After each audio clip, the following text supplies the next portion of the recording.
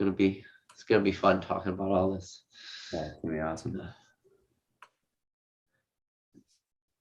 And welcome back to another episode of Pokemon Knowledge. On today's episode, we got a very special video. This is going to be our recap from the LeonHart's Pop Shop that we had just recently went to on Saturday. I have two very special guests here, and if you guys are not new to this channel, if you watched my last video, you should know who both of them are by now. We have Basic Trainer in the house. He had a pretty decent pull, I guess you can say, at the Pop Shop. And then we have Connor, Rock Pokemon. Now, Basic Trainer has been on 2 of my lives in the past. So if you haven't really heard Basic Trainer's backstory, I recommend you going back and watching one of those 2 lives. But now for you, Connor, because this is the first time you're on my channel, if you want to tell everybody out there a little bit about yourself. Sure. Thanks, man. So, guys, my name is Connor, guys and gals. Connor, Rock Pokemon. Just a collector from upstate New York, Rochester. So that's why it's Rock Pokemon. I dabble in Pokemon, of course, Harry Potter, White Schwartz, big art collector. Grew up collecting a lot of sports memorabilia and cards. Don't do that as much anymore, but yeah, just a super big fan of Pokemon and really thankful to be a part of this and have gotten to go and hang out with these guys at the event. But yeah, I've been a lifelong collector, kind of in and out of various hobbies over time, and just been really stoked to be kind of out of the closet with my collecting in the past year and a half or so. I have a financial advising background, so I tried to bring some of that knowledge and convey it to folks through videos I do every Monday on YouTube called Market Mondays. Sometimes I'll talk about the Pokemon hobby, sometimes a little more esoteric through the lens of collectibles. Sometimes I'll just do a CGC return video, but yeah, just their average collector who loves Pokemon, loves numbers, and loves to help people help them make a little better decisions with their buying and selling in the hobby. So that's me, man. And thanks, PK, for having me on. Really appreciate it. Oh, definitely. We were pretty excited about this live too while we were at the Pop Shop. So do you guys want to just we'll go through like the timeline, the series of events, how we pretty much got there in the first place? I know Basic, you want to talk, you had a little bit different experience getting tickets than the rest of us.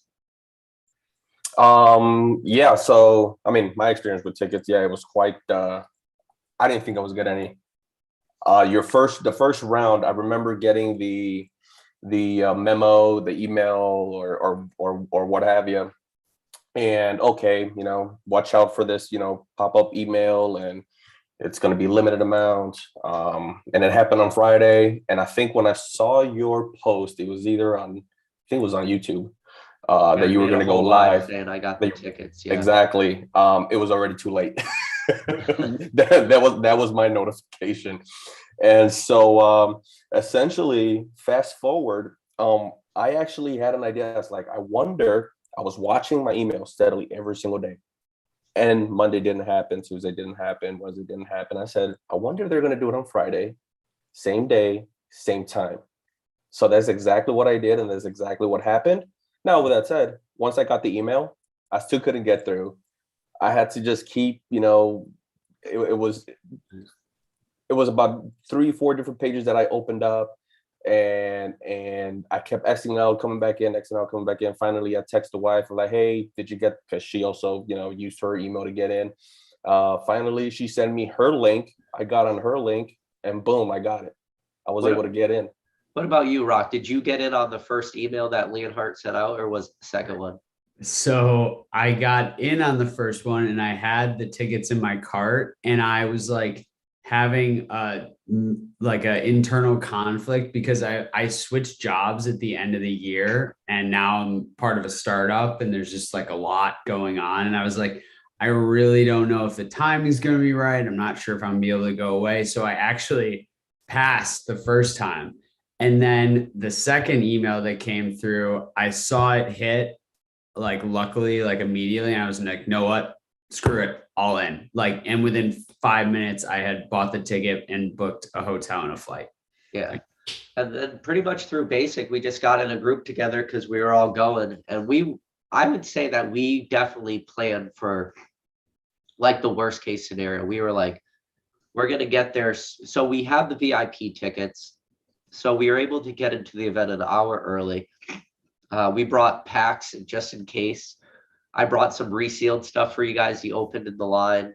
We like, you want to just talk about that basic, how me and you went on a live and we were just like, in the worst case scenario, we have to make this like super positive.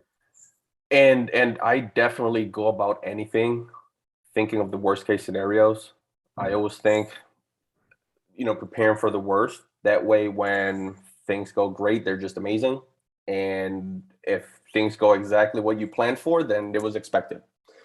And so, yeah, we all, jumped in the group chat and, we all talked about SS events, we're unfolding on LeonHart's, YouTube channel and giving out details. We will all, go back and forth about, oh, what do you think this means? What do you think that means? And so we prepared for every single corner. We adjusted and we started making these decisions. So just got to be prepared. Be prepared.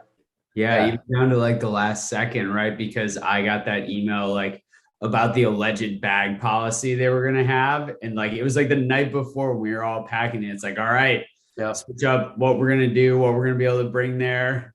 I had a hoodie on. If you look at the video, my hoodie looks like I'm pregnant because I have like my camera stand in there. I think I had 12 packs on me. I was full of just stuff ready. But you know what? We made the decision to get in line early, and we were literally like the first people through the door, which what I heard after the fact, I guess there ended up being really long lines, but with the exception of us being there early. So obviously when you get there early, the doors don't open till 9 o'clock. You're going to have whatever time you got there early, but that's like a given. As soon as 9 o'clock came, those doors open.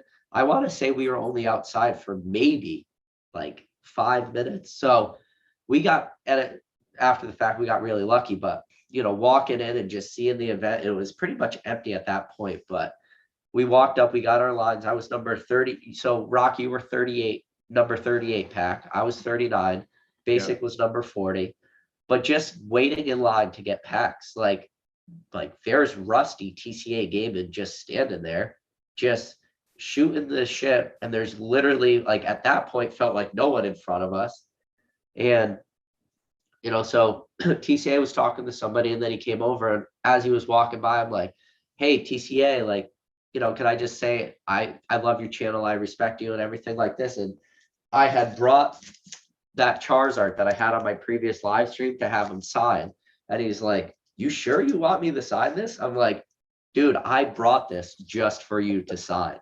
And then I talked about like the pack opening video that I made and he had watched. And it was just like this for me, it felt like surreal because at the end of like the conversation, I felt like I was holding him up like, all right, like you could go, like I don't want to like monopolize your time. But he kind of was just standing there like, no, I'm enjoying it.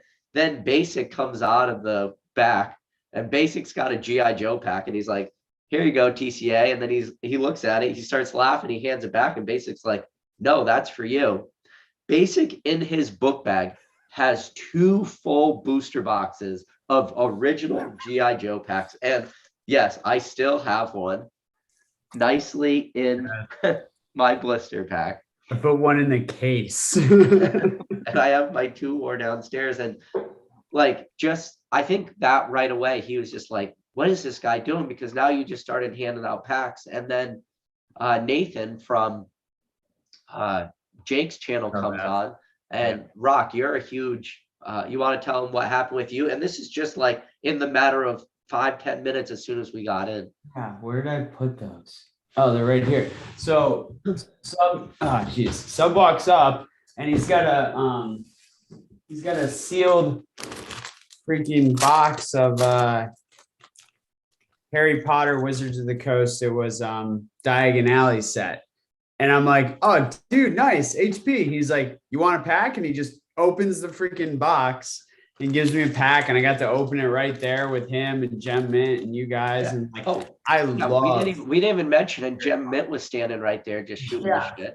And shout out to old school Pokemon and Dan Catch 'em All Collectibles. Like I was talking about both of them. I was talking to Gem Mint about the exact story that Dan told me on my last live stream, where at the 2018 Worlds, he had bought that number 3 trainer card or trophy card. And, Gem Mint was part of that whole experience going back to the hotel room. So we were just talking about that. Like for me, it was just like this surreal moment because Gem Mint being one of the largest, Pokemon collectors in the world, you're talking, he's only one card away from a complete, I think it's 475 English Holo set of every single Gem Mint 10 English Holo, with the exception of, I believe, an Ampharos. And then talking to TCA, who's, somebody wrote in the chat, I'm a fanboy of it, but it's like, all right, dude, this is like people I've looked up to, like in my collecting journey. So, and we haven't even got our packs yet. And it's wild. I was like, like, despite the fact that it was like kind of still empty at that point, or like not a ton of people, it still like felt, it's like kid in a candy store, like overwhelming feeling, right? Because you're just like looking at everything and like seeing all these people like you seen online and want to talk to, and it's like all this stuff going on at the same time, which was like a very overwhelming but very cool feeling. Yeah. But here's the thing. Oh, and I'm sorry, PK. No, Basic, do you have your sweatshirts so you can show them too? Because that was a talking point like for everyone. I do have it if you want me to pull it out. Yeah, I'll pull it out in a second. Rock, you mentioned that, you go in there and you're like a kid in the candy store, you're looking around and whatnot. But at the same time, we had a game plan. And we were all rushing, looking through everything, but we needed to hit that booth. Where's the shop at? Where are the packs? And like PK mentioned, 38, 39, 40, we were not assigned those numbers. No. People had to go there, and it's first come, first serve. Based on, if you got in, you were VIP 1 already, all the people that were already inside. But some people were, checking out the whole area, upstairs, downstairs. We decided to just beeline to the area. And it was just funny that right away, oh, Rusty, there's that guy. Yeah. And so you pulled him out right away. You noticed Jetman off to the sides. You asked me like, hey, Basic, can you get Jetman doing? I was like, oh yeah. I'm like, hey, Zach, get over here. He comes right over and you guys do your thing. I was like drooling from my mouth, and I'm like, me, I'm plugging him like, Zach, I had old school Pokemon on. I had Dan Collect 'em All Collectibles on my channel. Like, can I get you? And he's like, yeah, sure. Just Instagram me. And I'm like, yes. That's awesome. Yeah, I remember that. Yeah, it's interesting because like, from my perspective, like, yes, it was very cool, obviously, to have the opportunity to open a vintage English WotC era pack, right? But it just kind of worked out in a way where, yes, we were hyper focused on like getting to that line and being, kind of first. So we knew we wouldn't have to wait. We knew we wouldn't have to drag things out. We knew we'd have tons of time later for everything else. But like it double worked out because since we like went after, and we're focused on that, we got to see those people without like a million people around them at the same time. We got to have like really cool, like intimate one-on-one or, small group conversations with them. And that only happened because like, one, we decided to get the VIP 1 tickets, and 2, because we like planned and knew where we wanted to go and what we wanted to do. So it was to the point where Rock asked me, hey, what time should we get there? I'm like, look, guys, I want to get there early. I know we can get there. I know we're able to get entry 1 hour earlier than everyone else at 9 a.m. instead of 10. I said, but I want to be there at 8:30. Well, come the morning of, here comes Rock at 6 a.m. saying, hey, guys. Yeah. And I was already wide awake. I was like, I didn't just fly over 3,000 miles to go here to not be in line first. Like I had text Rock the night before and I was like, hey, are you still out? You want to get a drink or something? He's like, dude, I'm like kind of tired. I'm going to take it easy. Thank God. Thank you so much for responding to that, because if we went out and just got like ripped or something, like it would have been the worst experience. So I was super fresh. And then we saw Basic walking around the corner, like standing on the outside of the line. And then I'm like, there he is. Like, there's a guy I've now seen multiple times. And it was just, that whole time was just a blur. Like, it went by for me so fast and it was so much fun. Yeah, you weren't thinking about waiting or anything because, No. and I will reiterate this through the entire thing. The experience was about spending time with people that you either knew through the internet but had never met in real life, or meeting new people and getting to just like share in the hobby with them and learn about them. And like, that's what the event to me was really about. So like when we were waiting in line outside, it was like kind of cold for Dallas, which is like supposed to be fine for me because I'm from upstate New York, but I get cold easy anyway because I'm a Sally. So, but it was like you didn't even think about it because like we were just like having a blast, like off the rip as soon as we started. So then we make it through, like, it's only that really small line for the pack when we were talking this is still weird saying this out loud, talking to TCA and Zach jumping Pokemon, and then we go into the little pop shop, and it was at that point still full of packs. And if you guys haven't watched my video, I recommend you going back, watching that video, anybody who's watching this live or after the fact, and you're going to see exactly what we saw. And I think the only packs that were missing were Neo Genesis packs. I guess the group right before us opened those, but they didn't pull anything. So I'm very happy that wasn't even like an option for us, because we would end up pulling non-hollows. And so you had gone right before me, Connor. So you want to tell them what you ended up deciding?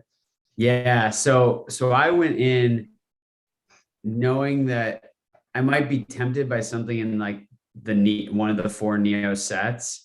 But for me, like I opened up Team Rocket the most as a kid, but I've opened a lot of that in Japanese or participated in breaks as well, where people have opened that. So my favorite set is Japanese Gym Challenge, and I've never opened English Gym Challenge. So I felt like with awesome commons and uncommons and non-hollow rares, like it was just going to be a win of a pack no matter what, because I like love those cards. So ended up going with a Sabrina pack art unlimited Gym Challenge pack, which there was only 1 box of Gym Challenge and 1 box of Gym Heroes. And that was another reason we went early, because throughout the things that LeonHart had teased, that's kind of what it seemed like. We knew there was going to be a lot of base set 2. We knew there wasn't going to be a lot of blisters. There wasn't going to be a lot of sets outside of, base 2, jungle and base. So if you wanted to have more options, you had to, be prepared and get on in there. So I went with Gym Challenge, and I think it was a really good choice. I love that set. It was very cool to do that. And while we were standing in line, me and Basic were talking, and I was like, if there's a blister pack there, I'm probably just going to go after the blister, because I'm always a big tinfoil hat guy. I was like, if anything's weighed, blisters you can't weigh. And then Basic's like, well, you can weigh blisters. I said, you can't weigh base set blisters. People have tried it, never really works out. So I'm going after blisters. And the 2 people in front of you had pulled like the 2 Charizard blisters. So mine was like the 3rd on the pile. And I was thinking about grabbing the Blastoise, because like Blastoise was my starter in blue, but I was like, no, I'm going to go with the Charizard because it's a Charizard pack. And they had it in piles, like in the blister section. It was the Venusaur, Charizard, Blastoise. Now I picked the Charizard, and then right next to me, Basic goes, and you can tell him what you picked. Well, I chose the Blastoise start. And what I thought was funny, if you remember, your column had your Charizard art and then another blister on the bottom, which was a Blastoise blister. Oh, it was. And then the next column, which was a taller column, had the Blastoise blister. So I didn't tell him which one to grab. I just told him, when he asked me, I was like, hey, yeah, I'll take the Blastoise blister, thinking that he was going to take the one directly after yours, because I'm thinking he's going column by column. Yeah. He grabbed the one that was nearest to him, the tallest column. So then we go out, and you can watch it in my video. And my video's like, because it's got the music playing, it's kind of sped up. But the lady's like, open, this is my blister, which if you just tune it in now, that's how my blister is now permanently on my wall. But the lady started opening it, and like, I'm not saying anything, but if there was a camera on my face, you would think like I just saw a ghost. I just go white. I'm like, please don't do that to my pack. Like I was like, I wanted to say it, but like for whatever the reason, the words weren't coming out. And I just wanted to be like, I've opened up so much of this stuff. Like I was ready to open it how I would normally open a blister and like have it perfect and the pack not be damaged. They're like cranking in because they're trying to like put the sticker on it. And it was brutal. So, but they opened up the blister and then nervous. You could we tell. ended up like being literally the second group to open live on the stage. Now, Basic had to run out real quick, meet his wife. So he ended up being in the following group. So me and Connor go on the stage. Connor, you want to talk about like what you pulled? Yeah, so got to open the pack, knew that went with the pack trick, so just put the energy from the back onto the front. Got some great commons, uncommons, and I ended up pulling Blaine's Nine Tails non-hollow. But it was really cool because I got the Vulpix too, and I got Celadon City Gym. So it was like Cinnabar. No, what the heck was it? Which trainer was it? Anyway, the Vulpix and Nine Tails pair was super cool for Blaine. So I was really stoked about that. Like, look, I've had the opportunity to open a lot of vintage, almost exclusively on the Japanese side. So like, didn't matter hollow or non-hollow for me. So it was just wicked cool to get to open that in English because I'd never gotten to do that. And even beforehand, we talked about those commons and uncommons. I said, that's a good move because if you don't get a hollow, I said, those are, to me, those are the best commons and uncommons, the gym sets. Yeah. To me, those are the best commons, uncommons. I go back to the base set. That's why I was like, even if I pull base set and I still get like Bulbasaur, Charmander, Squirtle, Pikachu, I'm like, that would still be a win. So I had brought my stand up there for my phone. So I had it. Like on the video I had is my video.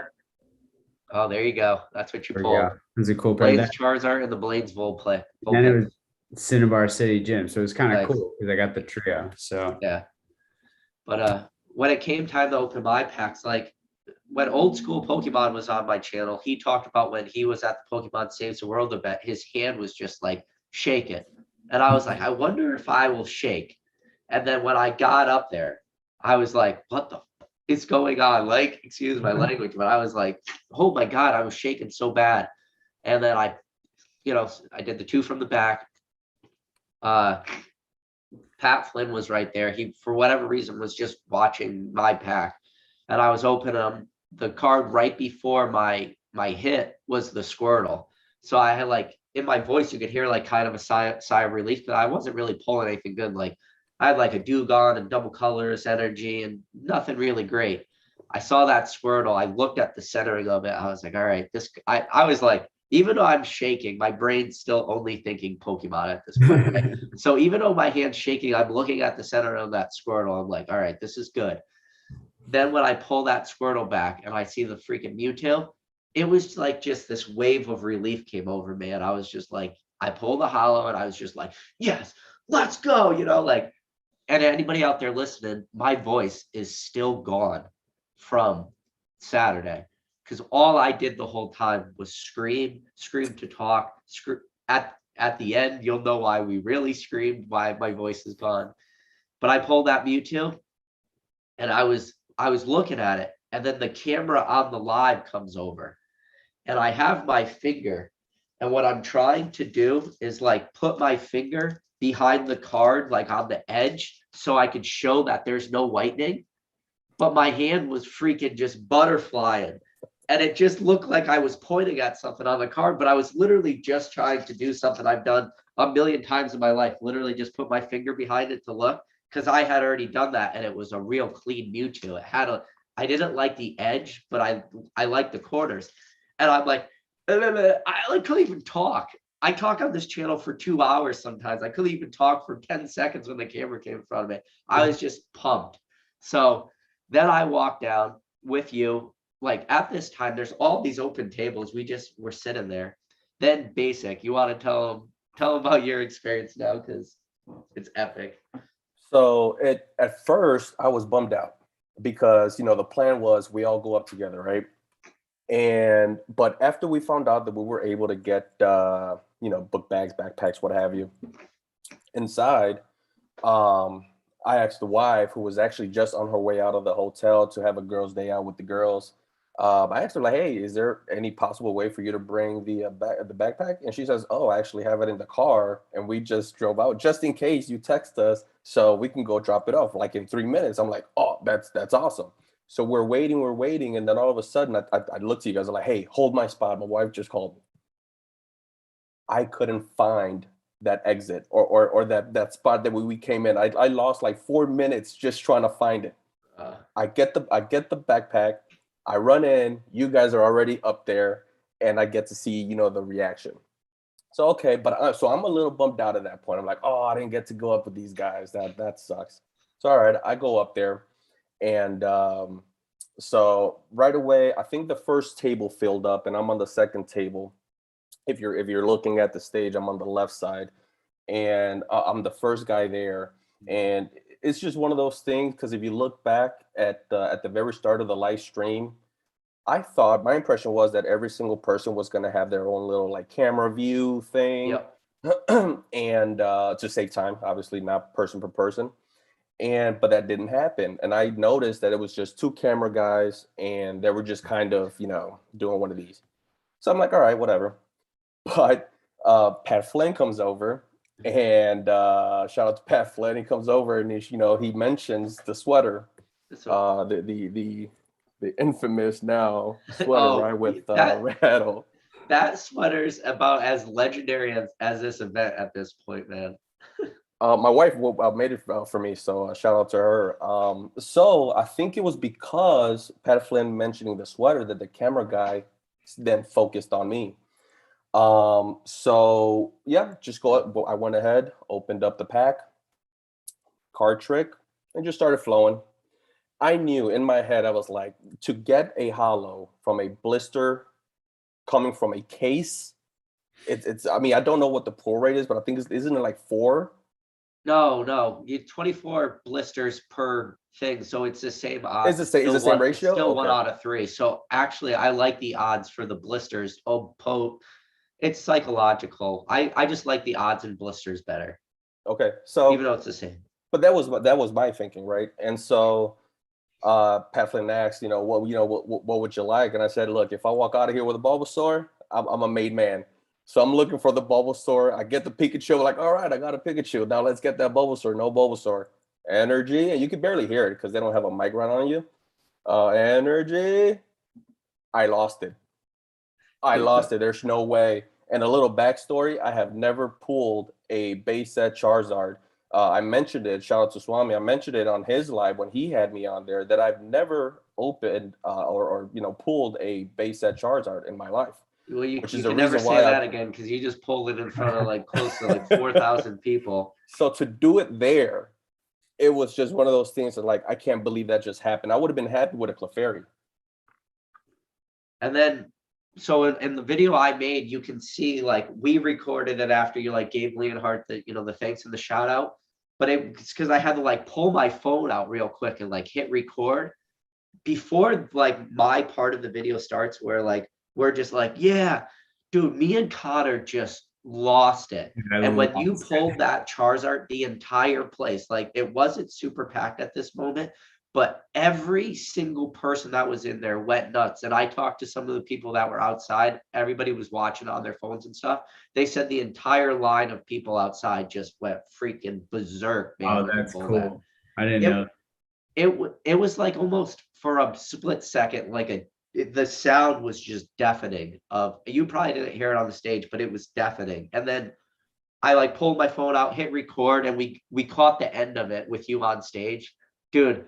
It was one of my best moments in my life, and I didn't even pull that card. Well, thanks, man. That definitely means a lot. When you have friends rooting for you, that's just freaking awesome. I mean, when you pulled the Mewtwo, I was like, let's freaking go, Dude. to get a hollow. And Mewtwo's a big boy. That's a big boy hollow. So that was cool because I finished my pack before you did, PK. So we were like on the two ends of the yep, table, 2 ends, yeah. each other. So I was watching you open it and I like freaked out. I was so stoked. Like that was like like the same thing you said about basic. Like it was like a better feeling than pulling one yourself because you get to like see someone experience that. You guys mentioned the crowd later on, and I was like, I blacked out for about 20 seconds. I didn't really until I saw the live again. I rewatched it. I was like, oh, it's all coming back to me. For 20 seconds, I just blacked out. All I was doing was screaming, basic. Yeah, I was just that's why my voice is gone. That was the start of my voice leaving my body. But then so you come back, we're at the table, we're just like pumped, right? We're giving you high fives, giving you like daps and all this stuff. And then we start recording a video. Then Rusty, TCA Gaming, comes over and he's like, dude, I've been chasing you around the event. And like me and you are looking at each other like, why did TCA Gaming just say he's chasing you like around the event? And he's like, and then you tell everyone, because what Rusty is about to do next, and you could tell them that what your initial response was, but I want you to explain to everybody exactly what Rusty did. So just before that, I go up to your booth. I see you guys. I'm like, oh no, where did these guys go? And then boom, right away, I see you guys at a table. You're sleeving everything, right? And you guys are like, dude, come over here. Do you pull the Charizard? We're high-fiving. PK asked for the Charizard. And I never really looked at my Zard, to be honest, because it was just crazy. And then, yeah, moments later, Roster walks up, like you mentioned, I'm chasing you down. And I'm like, oh, hey, what's up? Thinking, congratulations, on the Zard pool, whatever. And he says, I would like to pay for your sub right now. And I'm like, oh, no, you don't have to do that. No, I'm actually going to go take care of that myself. He goes, no, but I want to pay for it. I'm like, no, you don't have to do that. I'll take care of it. But thank you very much. I appreciate that, Rusty. Like coming from you, that thank you. He goes, no, I really want to pay for your sub. Yeah. I said, well, how can I say no to TCA, right? The Charizard Authority. So I'm like, let's go ahead and do it. You guys had like it felt like a little while back and forth, like you saying no and him really pushing it that he wanted to have it graded. And so then next thing I know, like the three of us were going up to the PSA booth with freaking, like, I told everyone I'm a freaking fanboy, like with TCA Gaming. He's just the most relaxed dude. He's got his, if you guys know his channel, anybody out there listening, he used to make these Charizard Authority shirts with like a Pokeball hair. His sweatshirt was like super old. It had paint on it. It was beat up, but it had the original in writing, the Charizard Authority. And I said to him, because I know the backstory. So the reason his name went from the Charizard Authority to TCA is because he ended up becoming such a big like seller and influencer. Pokemon finally came back and was like, you can't use the word Charizard in your name anymore. So that's why the Charizard Authority became TCA Gaming, but his sweatshirt he had on was still like that old, the Charizard, the Charizard Authority with it written out. And like, I told you I'm a fanboy. So I'm like talking about a sweater. I'm like, dude, if you could still sell those sweatshirts as like a legacy piece, you'd probably make a lot of money. Look down on it. It looks back at me and he's like, yeah, you're probably right. I just like, so we're all just standing at the PSA grading, booth with the guy I know who's graded more cards. It's just, dude, it's like so surreal thinking about everything that was happening. That 20-minute sequence, it's like, how does that even happen? Like it could never happen in that way, in that order ever again. It was just a one-off thing. And going even back to making the line, getting in, making the conscious decision to go straight in. The fact that we were 38, 39, 40, right? The fact that the guy just, I forgot to mention this, when I pulled it and I went downstairs and I gathered my thoughts, I went back into the booth where you get into the shop. And I shook the guy's hand that gave me the pack. I was like, hey, guy, you did this. He goes, you pulled it? I'm like, yes, but it was you. You did it. So so I'm not going to like talk about every time, but like later in the night too, like Rusty came back over to us as we were sitting on the upper deck, like the VIP area. We had like some seats overlooking the event. There was probably like, honestly, the best seats in the house, just like the venue point you could look at everything. And he came up again and just started talking to us. While he's talking to us, like people are coming up, giving him slabs. he's signing them. Then he's taking people's slabs. He took one guy, he had a first edition PSA 10 hollow dark Charizard. Just like, hey, I'll go get other people to sign this. Just walks away with this guy's card. Not a single person like batted their eye because it's TCA. Like, good luck anyone else walking away with a Gem Mint 10 first edition dark Charizard. He just walks by, gets all these influencers to sign it, comes back, hands it back to the dude. Then TCA proceeds to just keep talking to us for a while. Like, for an event that only lasted probably 8 hours, TCA talked to us for like legit 45 minutes, an hour. And Yeah. he was the most, in my opinion, he was like the most popular dude there. I'm so blown away by that experience and how humble of a guy he is. He doesn't even know like who he is. And yeah, everybody's going to be like, oh, you know, Knowledge is a fanboy, but whatever. But like he spent so much time just literally being a nice person. It was crazy. Rusty is just he's a different kind of guy in this hobby, for a lot of reasons. He carries himself a different way. He's super humble. He's always been a straight shooter. Like, there's never been any controversy about him. He's got such a great backstory. Like, and he's always just like stayed true to like what he believes and who he is. And that makes him a pretty special guy in this hobby. And the fact, like you said, that we got to spend that much time with a guy like him in the hobby, who all of us have watched like forever. Like, that's why, like, when I pulled the trigger on the event the second time, I was like, this is like kind of like a once in a lifetime type of opportunity, like, or like once in a long time, you know what I mean? Like, the opportunity to get to meet people at this event, it's going to happen. Like, it's because it's different than like a collecticon, right? It's different than a convention. It's a totally different experience.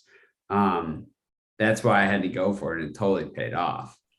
So the crazy thing is we just got in at 9 o'clock. It's 10:05 at this moment. All this stuff we just explained to you guys happened. Open, somebody like walking in, handing Connor a pack of Harry Potter, talking to Gem Mint, talking to Rusty, pulling a Mewtwo, pulling a Zard, getting your card graded by Rusty. It's like 10:15 at this point, or 10:20, or it's like an hour's gone by, and we're upstairs. And I look at, only reason I remember is, you guys will know, I looked at my phone and was like, I think I need a drink right now. And you guys looked at me and I'm like, yeah, it's like 10 o'clock. I think I need to get a drink right now, just to like get my nerves off me. And then thank God you guys talked me out, because the rest of the day just was crazy too.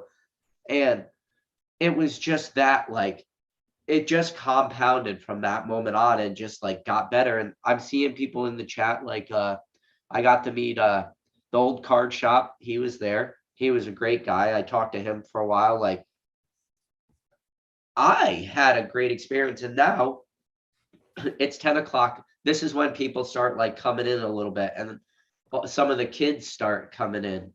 And here's basic. And somebody on my last video had said the G.I. Joe stuff is getting a little old.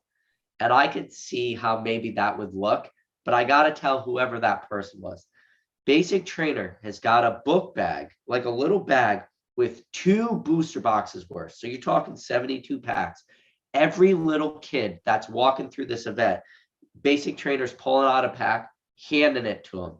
Every little kid's getting the G.I. Joe pack, and they're looking at it, and their parents look down and just start laughing. Dude, Yeah. When I tell you, however many packs you handed out, every single person that you handed one of those packs to freaking laughed, and I laughed, and you laughed, and Cotter laughed. Like that, it was so funny, man.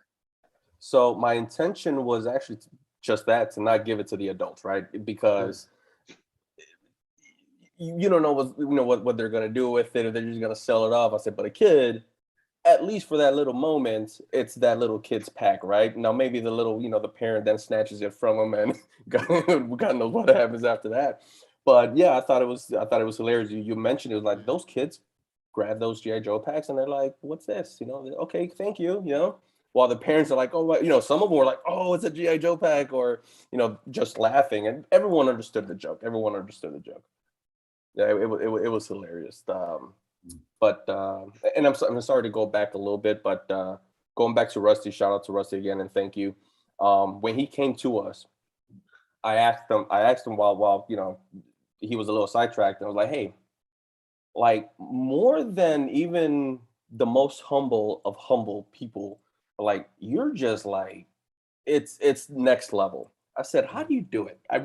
That's how I did. Like, how do you do it to be such a celebrity? Like, people are just breaking their necks as he's walking by, and even scared to just go up to the guy, right, and say hi. And he looks at me and gives me this look like, just a regular guy. Yeah. And those guys like that, like, to me, you mentioned like he's the guy that you've always looked up. You're a fanboy for him. For me, it was Jem Mintz. And the first time I walked up to him when I met him at Collecticon, same feeling, like, oh my God, this is my hero. He's standing right in front of me. And I go up to him and my heart's pounding. And I'm like, dude, you're my hero. You're the one that got me back into the hobby like almost a decade ago, when you were the only one on YouTube breaking these boxes. And he's just this humble guy, like, oh man, thank you. Awesome. And he's asking me questions right off the bat, to the point where we hang out late at night. He invites me over to hang out with him with old school Pokemon with Bonnie. We hung out all night, and they're so humble. So when you asked me to bring him over, and I brought him over, the first thing he says, hey, babe, I said, where's the wife? Like, the fact that he even said that, like, that's just, all of these people are awesome. Just a little tip for anybody: when you go to these events, it doesn't matter who it is, how big of a celebrity you think they are, which they probably are.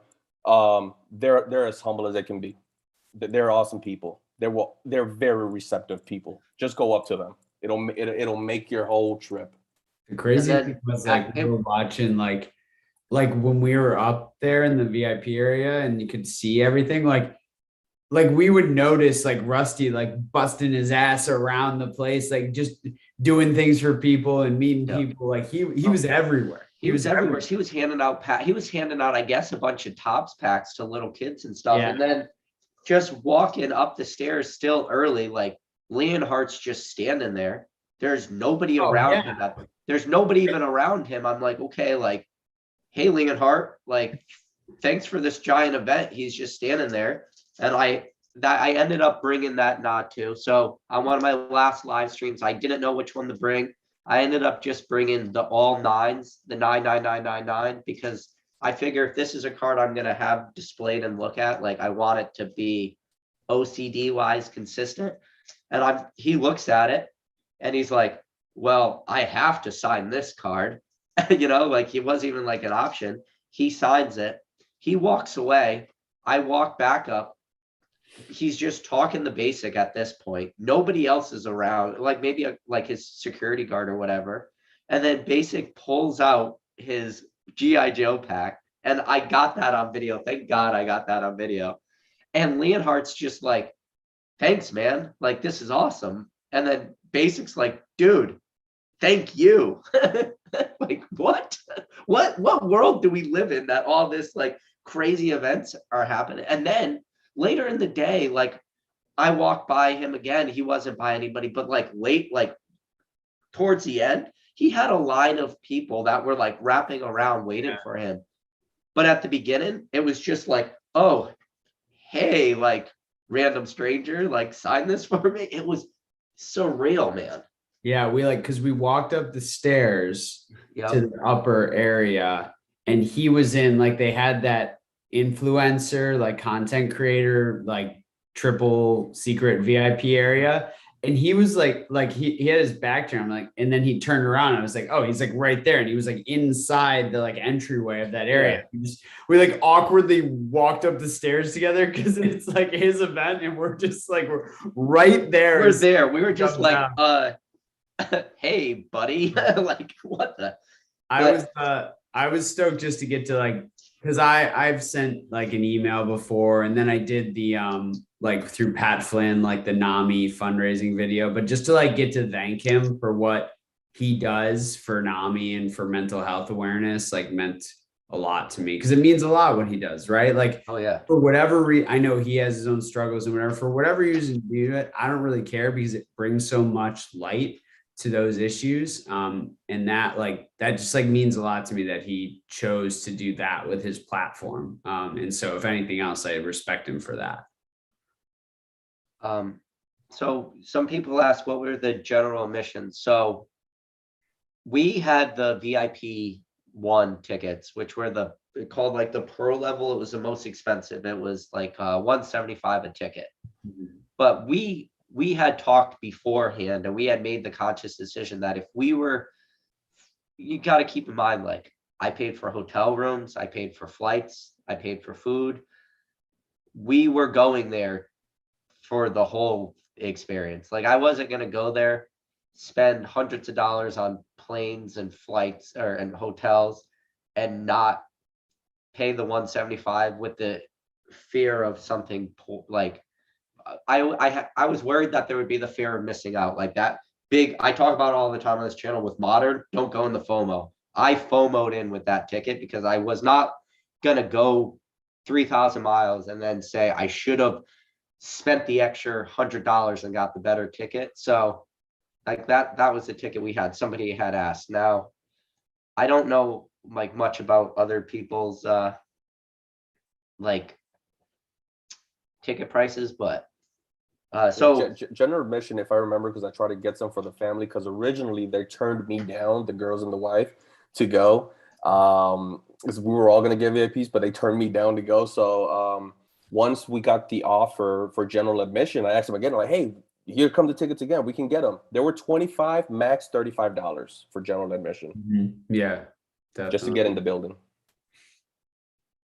Yeah. But yeah, so now at this point, like, we're just walking. So on my live, we only showed us opening a couple packs, but we had brought all our own packs from home, like with the event to open. So we had started with the first pack outside, and I don't know if you saw it on the video I made, but I had repacked 2 packs for basic and rock, and they had energies in it, but the last energy, the hit, was a personal signed card to each one of them, and you know, like with their names on it and everything.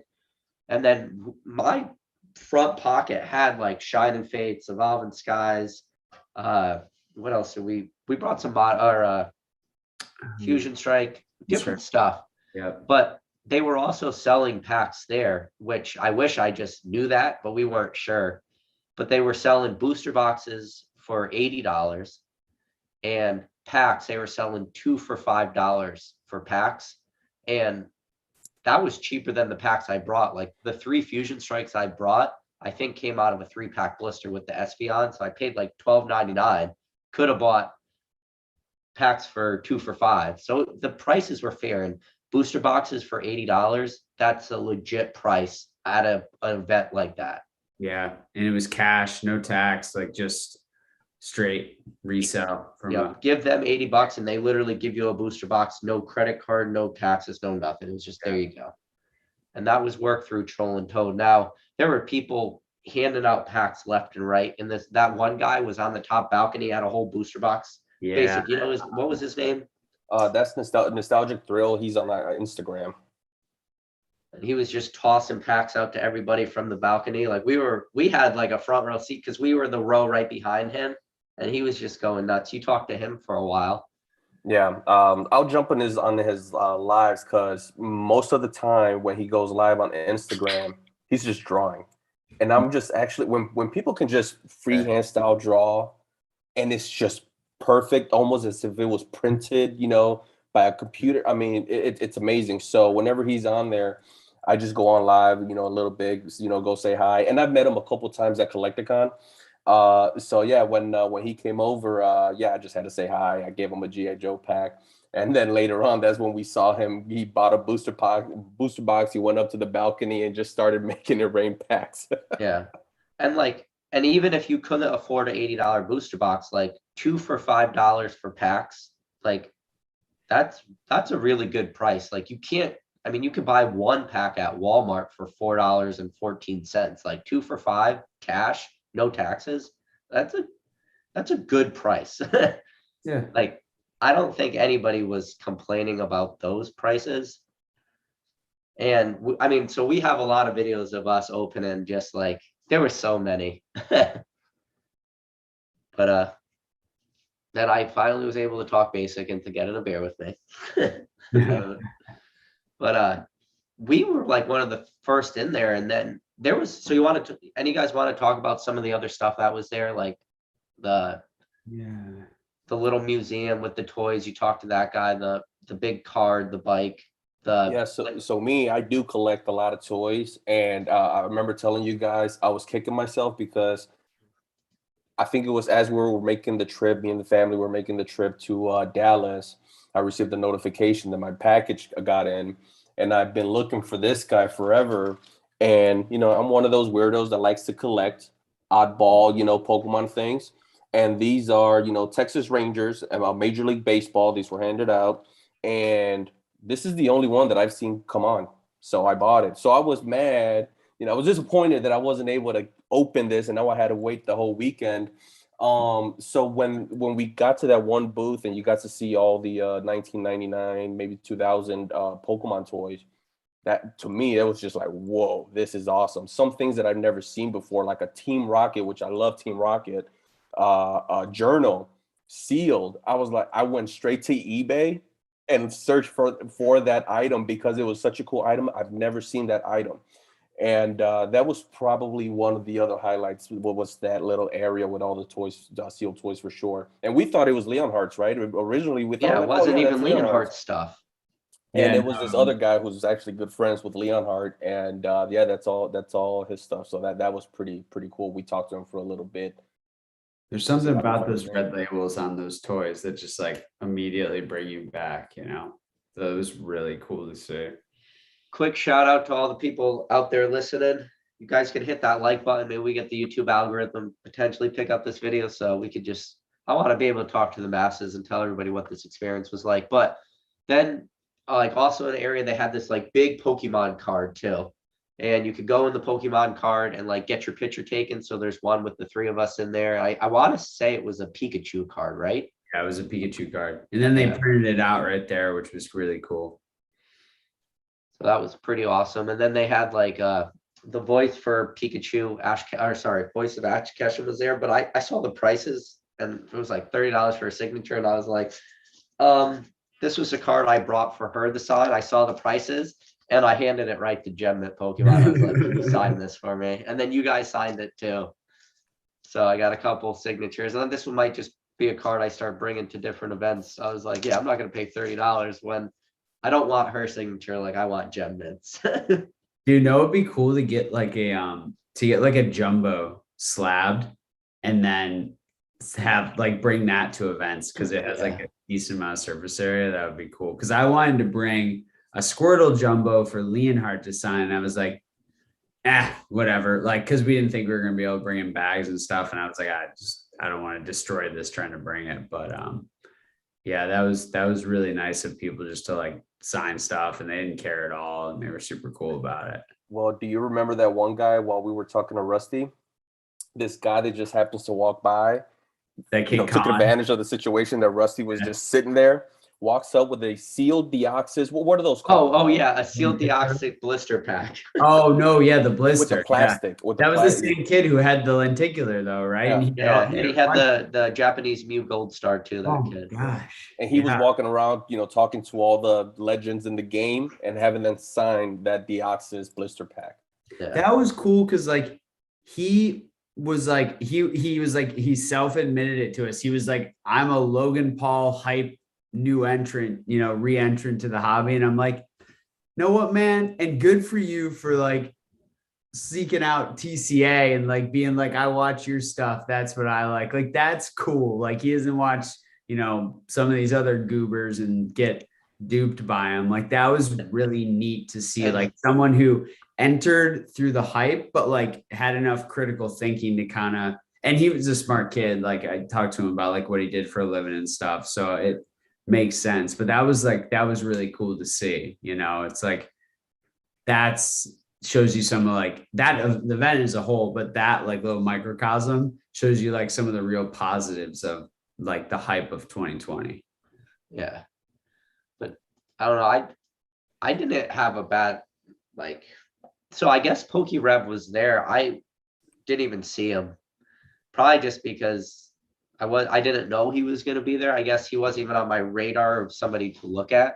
But speaking of radar, Pokemon Radar was there. Yeah, that was Like- cool. Him and Don Diego. I got so I participated in Don Diego's Bleecker Trading Japanese Team Rocket box break. So I brought this card she sent me with some of them to have her sign at the event. And the crazy thing, I never even heard of her before until you said who. I never even heard of her.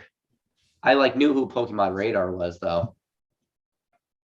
But Yeah, he was like sharing stuff like before she was really like a Pokemon Instagram page. And then she's just blown up through a variety of mediums like Whatnot and things like that. So Poke Collectibles asks, what sort of condition was my Mewtwo in? Will you grade it?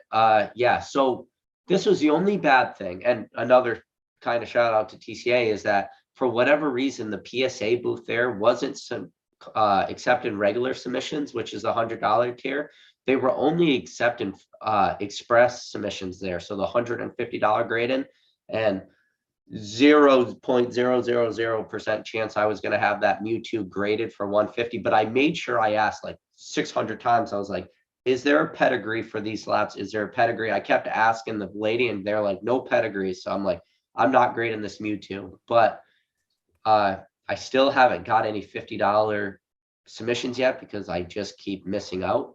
But if I do get my $50, that Mewtwo will be one of the cards to grade. And it's in really good condition. It has very similar edgeware to basic trainers Charizard.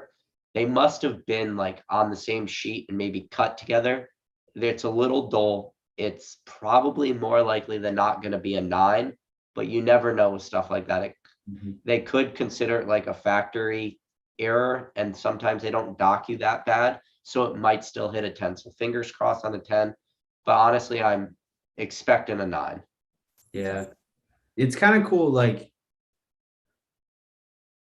this All right, stuff- I gotta send it to CGC. yeah, I was laughing at that. Now, the one reason to send it would be to CGC would be that you could pedigree it yourself, right? And I know you've talked a lot about, we don't need to go there, but that is, kind of neat. But at the end of the day, like whether it gets a 10 or a 9 or a freaking 6, it's more about like the fact that you get to like have, like every time you look at that slab, like it's like, oh, I pulled that on stage at LeonHart's first ever pop-up shop event. Like, Yep.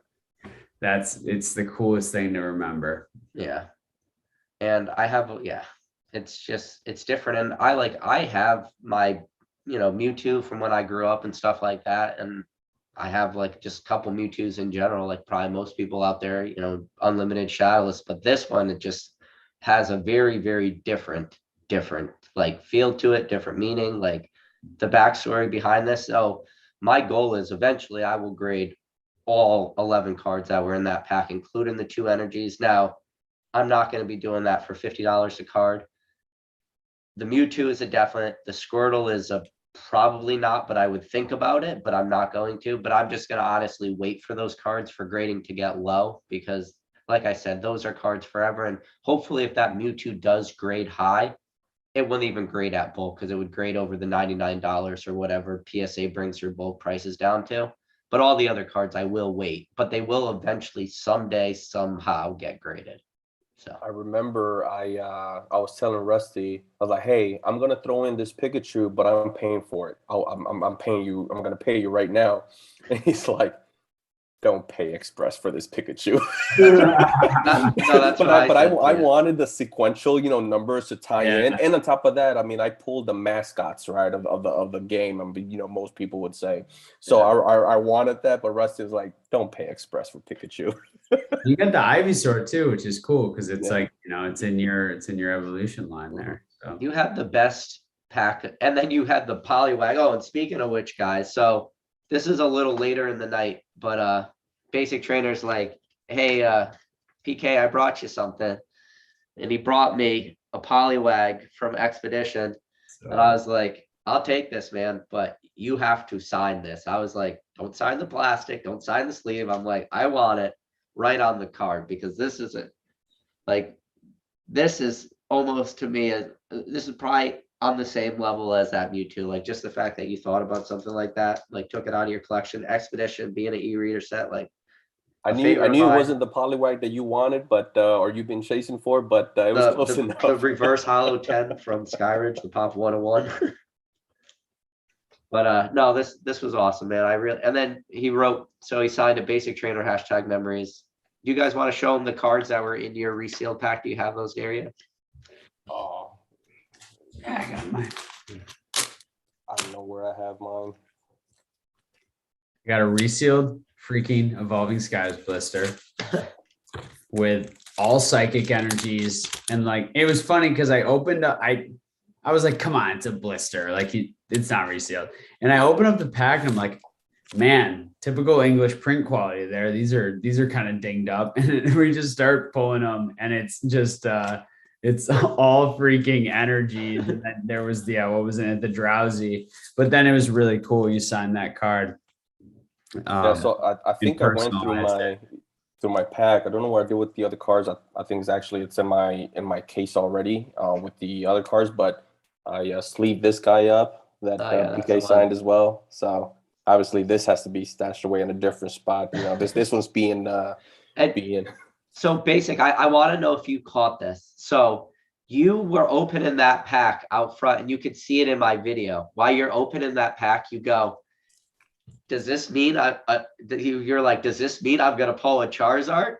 And then like flash forward, like 40 minutes later, you pulled that Charizard on stage. So maybe I did know, but it was crazy that you said that in that, like, talk about foreshadowing of like future events. I thought the exact same thing when I saw your video because I forgot all about that. Yeah. And because my pack had nothing but fire energies, I was like, oh, fire energies? Is this a sign? Am I getting the Charizard? Dude, that was weird. Yeah, it was awesome. So you remember how I talked to you while we were there? You were handing out all those G.I. Joe packs, and I told you that I wish I brought my Ninja Turtles box because I had just got this in the mail, like the day we left.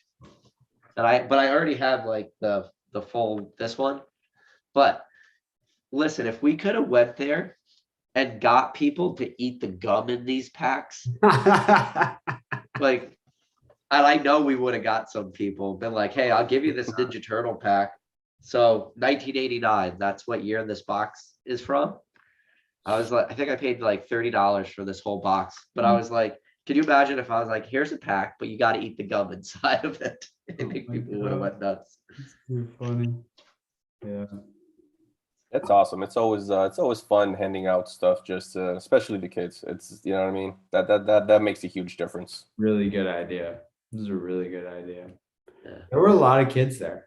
I wasn't surprised, I guess. I mean, how many people do y'all think were there? People have been asking in the chat, and 2,000 to 3,000? I don't know. Yeah, I mean, it's really hard to. It's really hard. It's really tough to like. I'm not sure. I'm really not. Well, let's put it this way. I know for a fact that there were 720 packs. So that was VIP 1s, 2s, and 3s. Now, how many general admissions got in? You know, that now you just do the math after that. Yeah, I would do sub 2,000, but yeah. Yeah, maybe sub 2,000. Yeah, it wasn't as many people as maybe some people were saying, and this was the thing I was afraid was going to happen. Very similar to when we watched the Pokemon Saves the World event. Watching that live, it didn't seem like it was great, but Nick Old School Pokemon and Dan Catch 'em All Collectibles said it was great experience, like there in person. So it's just one of those things. It's like you got to be there. You have to like be in the moment. You got to be experiencing it, and then like later in the day. They had the bar still, so now drinking, you know, like vodka Red Bulls and Bud Lights and all this stuff. So now you're like feeling good. We were like the first ones in, and then we were literally like the last ones to leave. Like it was as many people when we left in there as when we got there. Like Rock kept saying like, all right, I'm kind of ready to go. And I was just like, I kind of felt like a little kid, like asked my mom, like, can we stay for a little while longer? And I'm pretty sure we stayed for like an hour and a half longer than Rock wanted because I just didn't want to leave. It was good. I think it was. And I'm glad we did though, because like the whole event, I feel like like it didn't feel like we were there as long as we were, because like we just kept talking to new people or talking amongst ourselves, or like it was really like whatever, like what you made of the event was the experience you had, right? And like we just were present. We were interacting with as many people as we could. Like we weren't checking our phones that much or looking at the time or what, like we were just there. And in like a time where like we spend so much time like on our phones or like here doing stuff over Zoom and kind of on our own, like it was really refreshing to be like around that many people and just like feel that like social energy. And I think that we got to meet some really, really cool, just like random people. Like I got recognized in public as Rock Pokemon for the first time ever. And I was like, that's the weirdest thing that's ever happened to me. But like, very cool to like be like, people, give a crap, I guess, about what we're putting out there into the world. And they, Oh, I remember your reaction, Rock. That was that was pretty priceless. That was an awesome reaction. The guy was like, he was like, I watch all your stuff. Yeah. And then I met another when we were standing at, so after we had all our beers in us, I was like, all right, I'm going to go to the stage now. And we're opening up G.I. Joe packs on this live stream. So Basic's like, you're going to do it? I'm like, yeah, we're going right now. And I'm just like, let's go. We get up out of our seats. We start walking. Rock's like, please don't do this. And I just go up to the stage. Super duper Danny's like in the middle of her conversation. I'm just like, hey, Danny, come here. And I'm like, I just like whip out a bunch of G.I. Joe packs that Basic Trainer had handed me. And I'm like, we're going on the stage right now. We're opening all these packs. And then she's like, I don't know if we can. And I'm like, come on, there's packs for you and Real Brick and Nate. I'm like, we're all going up right now. We're opening up G.I. Joe packs. And she's like, I don't know if we can. And we're like, all right, that's fine. So then we go to this little kid in line who's just standing there waiting for his pack to be open. Basic hands him a pack and goes, when you get up on stage, you take this pack out and you don't take your other pack out. So the little kid listens to Basic. And who knows what part of the live this is in? You would have to search for it. No, I found it. I saw the whole you found it? The little kid goes up on the stage, pulls out the G.I. Joe pack, puts it on the table. Everyone else has their packs. The little kid who we've never met in our entire life is standing there like a freaking stone statue, staring down Super Doopy Danny and Real Breaking Nate. And they look down and the G.I. Joe pack's on the table and they start laughing. And the kid's not pulling out his other pack. And he's like a freaking statue staring them down. And they're like, you're only allowed to open one pack. Is this the only pack you have? And then the kid pulls out. But you got to keep in mind, this is going on. And we're right at the bottom of the stage. And we're laughing so freaking hard. And I was like, Basic, who is that kid? And you're like, I don't know. We just went up to him. The kid played it to a T. And it was just everybody in the event, just like you could. So while the packs are being opened real time on TV, like nobody watches it like 100% of the time. I'd say you watch it like 80% to 70% of the time, like the main screen, but mainly you're looking for the hits. When I tell you the entire event, which wasn't staring at that TV the whole day, they all stopped and looked at the TV because this little kid had freaking G.I. Joe packs on the table. Dude, it was great. I'm going to have to find the timestamp, but and it was almost like the Poke Gods delivered this kid to us, right? Because now the kid was anywhere between 11 to 13 years old. But he was a pretty small, slender kid. But I could tell based on his personality, his character, that this guy was legit. So at first, I give him like, "Hey, here's a G.I. Joe pack. Would you like to go up there, and open this up?" He goes, "Yeah, okay, cool." I let him. He takes it. He's cool, and I'm like, "Hey, but when you go up there," he's like, "Can you show?" He goes, "I got it." He understood the assignment. He understood exactly what needed to happen. And like you said, when he goes up there, he's staring Super Duper Danny down like Just this is stared what her I'm down. doing. She didn't know what to do. She was like, but So- the whole crowd at this point now knew there was a GI Joe pack on the stage, and this Because little they kid said on the big screen, They just said it out standing loud. there. He wasn't saying anything. He was And just real- looking. Yeah. Yeah, and real Nate breaking- was like, "Oh, what do we got here? Some GI Joe," and everyone just like looked. Everybody just, their eyes just like pinpointed the screen, and this kid was just like a statue, dude. Exactly. But I'm we were down there. I want to say, like, I started to almost cry. I was laughing so hard. And Real like, breaking Nate mentions, are we gonna open a GI Joe pack? Is that what we're doing? Yeah. Danny is the one's like, hey, no, we're gonna do Pokemon, and then, Real breaking Nate's just like, are we gonna do this? but then the whole crowd started G.I. chanting. Joe, Remember, the whole G.I. crowd, Joe. the whole crowd started chanting, like as a group. Everyone started going, GI Joe, GI. The whole crowd of people started chanting it, man. It was And hilarious. they like made the kid. They're like, well, Nate was like, you can only open one. Which one are you gonna do? And he like looked at both and Yeah. like broke, and he like picked up his. But even after he opened his regular pack, the crowd was still chanting GI Joe because they wanted him to open it, dude. Like, Oh, it's funny, man. Like, That was an awesome. You made that happen, basic. No, we all did. That's what we're talking about, right? One of the We made those biggest moments. Freaking Pokemon yeah, events. like we made the best of it. Like anything we could do to just have fun. Like, yeah, we just did it. we did it. Like, no, it was. You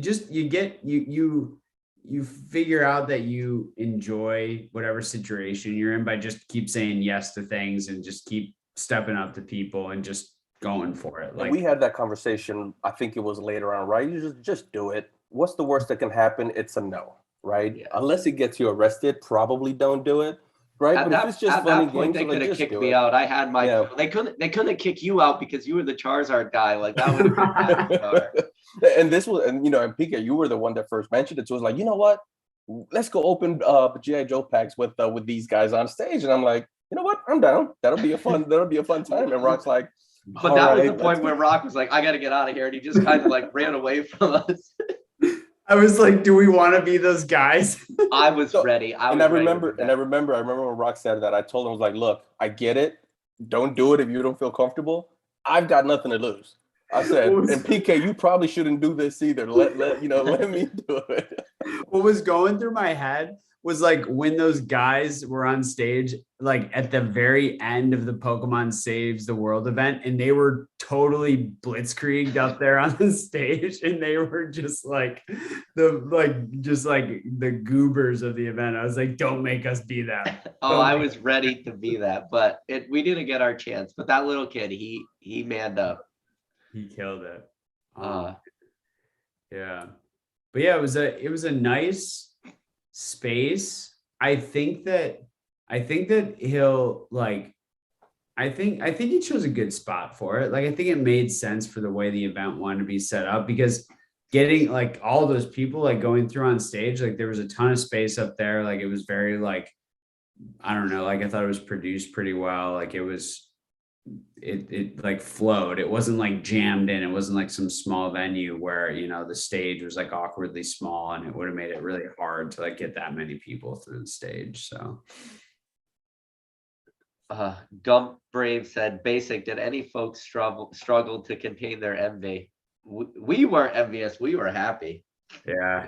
It's honestly, I don't look at it that way. It's just, and you know what's great? You know what's great about just meeting folks like this, and we definitely went through this. I'm definitely this way just naturally.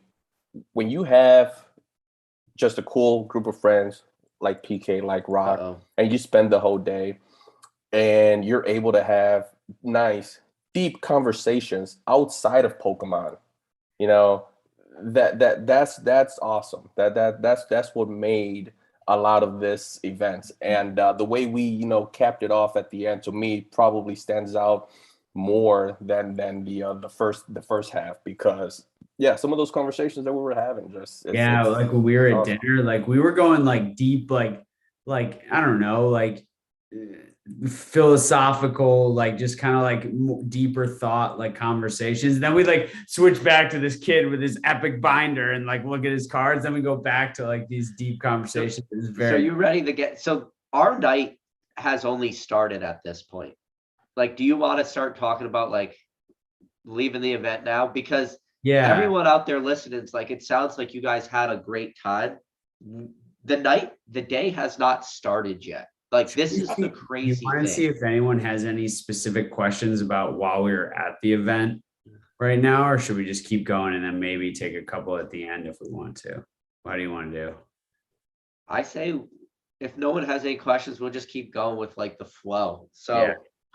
like finally we leave the event now. Hours have gone by. It doesn't feel like hours. It just feels like, I mean, I talk to so many people. I don't know about you guys, but like so many people, like this is the thing. If I was there by myself and I didn't know anyone, it might have been a lot harder.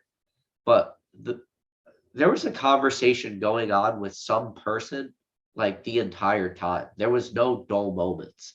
Yeah. Then Yeah, we end explain up to a going. buddy that like if you were like introverted and they're alone, it might have been like a little difficult. Like otherwise, like it was like you just had to talk to people and the time flew by.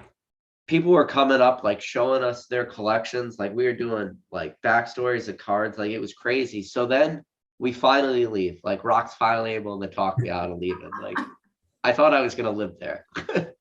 So we walk out. Like as soon as you walk out of the event, there was this beer garden. And then for whatever reason, we were just like, it was a little busy. You could tell where that's a lot of people were flowing into. And Rock's like, he pulled up his app. He's like, hey, this place has real good rating. So we walk down. We don't get like dinner yet. We're just gonna do drinks there. So we get a couple beers and like a plate of nachos. And we're just talking about Pokemon because that's what we talk about the whole time. And then there's just a table of two guys right behind us. And they're like, hey man, you guys were just at the LeonHart Pop Shop? And we were like, yeah. And they were too. The guy had a Pokemon gym shirt on, but like these Jack Pokemon, like an actual like gym shirt. And he's like, you want to see my binder? And then we looked at each other and we're like, do we want to see your binder? He gave me his binder. And then I'll let you guys proceed to tell. I'll let you know that the video was 19 minutes and 20 seconds. I was just gonna say, for about 20 minutes, PK has his phone like this and is just narrating this kid's binder, like just dropping freaking knowledge. And the guys are like sitting behind him, and like so, like he's facing us. The two pair of kids are behind him, and like. And he's in the chat, I think, or he was earlier. But like, you're just like every page turns, and you're just like dropping details about every single card. Like it was epic. Like didn't miss a beat for 20 minutes. Stream of Pokemon knowledge consciousness out into this freaking binder. It was amazing, and the binder was epic. It was epic. This guy had killers on every page, front and back. Oh my goodness. And it had it was a weird binder because it had like no rhyme or reason. You would like open a page and it would be a Shining Fates Charizard and like a Tyrannostar or a Shining Tyranitar. It was, the binder just made no sense. And like as you would open page after page, you would just see these banger hits. So I finished going through the whole kid's binder. And as soon as I finished with all his binder, I'm like, dude, thank you for that. Like, that was awesome. I hand him back his binder. He goes to his Charizard page. He's got a Charizard a dark Charizard first edition. He pulls the Charizard out of the sleeve and he goes like this. He goes, I want you to have this. And I'm like, dude, there is no way in hell I will ever take that card from you. He's like, no, I'm enjoying this so much. I want you to have this card. And I'm like, no, absolutely not. I was like, but we can now be friends. I was like, but on one condition, you need to put that card back in your binder and you do me a favor. You don't ever give that card away. Like, who gives away a first edition Dark Charizard? And I was like, no, absolutely not. So now we ended up just hanging out with these kids like all night. We ended up going to sushi, doing like sake bombs, all kinds of like crazy shit. it was just you like walking down the road, like Pat Flynn was walking by, basically like Pat Flynn, and then he like yelled something back, and we just. You remember he yelled something back, but we just ignored him. We just kept walking. Like, everyone's just casually walking, and I just have this, knack of being able to, recognize people even when they have their masks. And right away, I'm looking forward. I'm like, oh, that's Pat Flynn in my head. As soon as we're getting closer, I'm like, Pat Flynn. He goes, hey. But we're just flying straight from each other. But yeah, that guy was pretty cool with the binder, because whenever any one of us mentioned, oh man, I love this card from this set. Oh, here you go. Here you go. Gold Star Charizard. Here you go.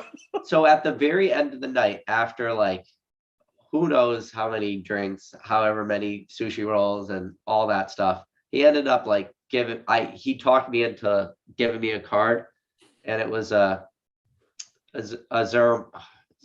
can't say the names of Pokemon. Azumarill. And we talked about this when we were out there. I'm like, I can read names and I can't say it. I'm like, I have too much internal dialogue, but from Aquapolis. And I was like, I will take this reverse holo because I don't own this reverse holo. And I was like, I have many of those Charizards, but I have 0 of these. And he was like, all right, dude. And then we were like signing stuff. We gave him G.I. Joe or Basic gave him G.I. Joe packs, I should say. And Basic, you have a little giveaway for today, right? Yeah, I have a G.I. Joe pack, and it's going to be a little care package for whoever wins.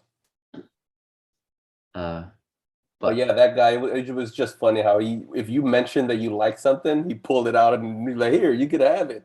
And so eventually his friend was like, hey, you guys need to stop telling him that you like certain cards because he's just going to give it to you.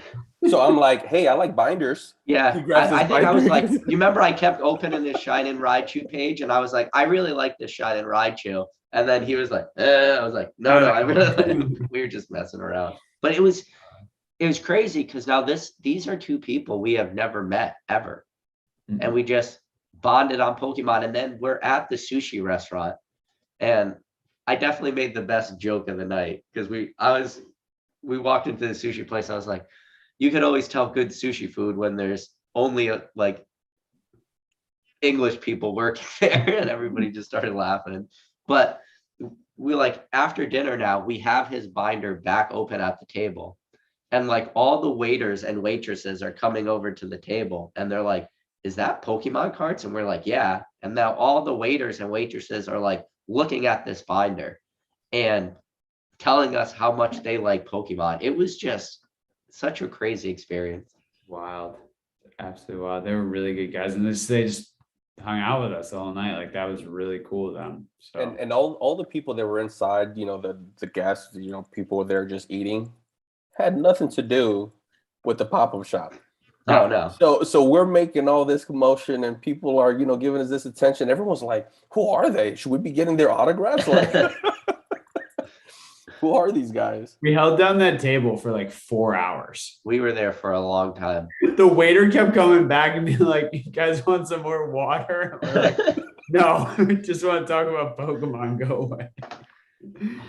Like from the moment I woke up that morning, pretty much to literally the moment we went to bed, we talked Pokemon. But now we could get to the point. So, Brock, you want to tell everyone like what you brought with us, and then like explain like we walk back and everything? Sure. Yeah. So I really like the idea of like opening packs like vintage at like special events. So like on my birthday last year, I opened like some vintage, like New Year's Day of 2021 to celebrate 2020 being over. I opened some vintage, but I'm like, this is gonna be way better like doing in person with friends. So I was like, know what? I'm gonna bring a heavy Japanese base that I have. And it's funny because I have a couple, and I was like, I'm the guy who like I'll like write on them like when I got it, who I got it from, what the weight is. And then I was like looking at them all, and I knew like the weight of the one I had pulled a Chansey from. And I had another one like kind of the same weight. It's like on the heavier end.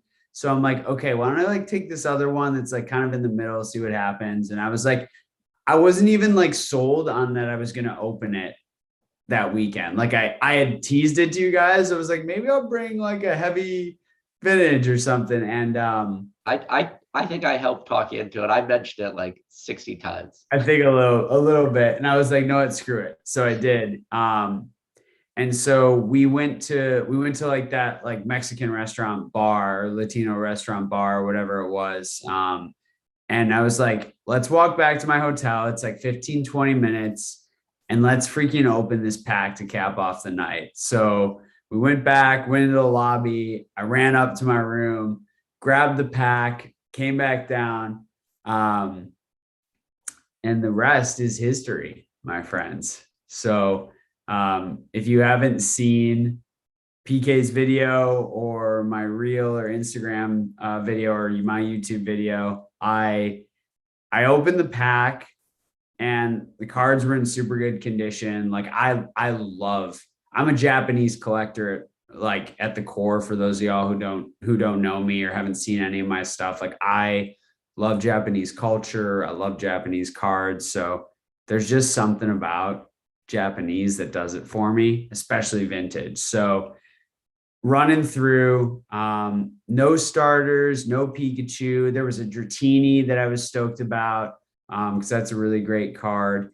And then I got to the second to last card, which was a Pokeflute, which was cool because like it pairs well with the Snorlax. Like it reminds me so much of like playing Pokemon Yellow and waking up the sleeping Snorlax.